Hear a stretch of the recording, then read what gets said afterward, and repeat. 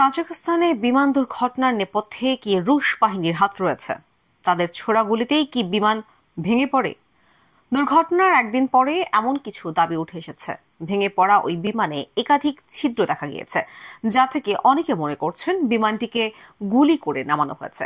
দাবি, ইউক্রেনের বিমান ভেবে তাতে হামলা চালিয়েছে রাশিয়া। এই বিতর্ক প্রসঙ্গে এবার মুখ খুলল মস্কো।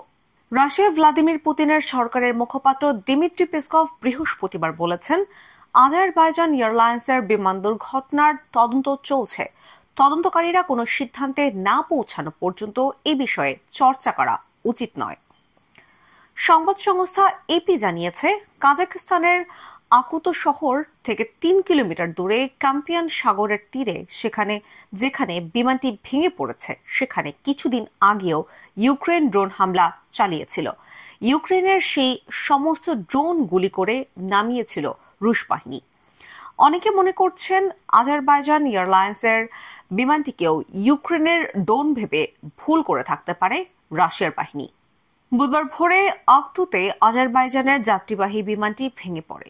তাতে বিমানকর্মী সহ মোট ৬৭ জন ছিলেন। বিমানটির গন্তব্য ছিল রাশিয়ার চেচনিয়া প্রদেশের গ্রোজনি। এখন পর্যন্ত বিমান দুর্ঘটনার ফলে ৩৮ জনের মৃত্যুর খবর নিশ্চিত করেছে কাজাখ প্রশাসন। বাকিদের চিকিৎসা চলছে সে দেশেরই হাসপাতালে। দুর্ঘটনার কারণ নিয়ে দ্বন্দ্ব রয়েছে। বুধবার থেকে চলছে চর্চা। অনেকের মতে পাখির ঝাঁকের সঙ্গে ধাক্কা লেগেছিল ওই বিমানের, তাই পাইলট জরুরি অবতরণের আবেদন জানিয়েছিলেন, কিন্তু জরুরি অবতরণের আগেই বিমান ভেঙে পড়ে। ঘন কুয়াশার কারণে বিমানের গতিপথ পরিবর্তিত হয়েছে বলেও জানিয়েছে কেউ কেউ। কি থেকে এই দুর্ঘটনা তার তদন্ত শুরু হয়েছে।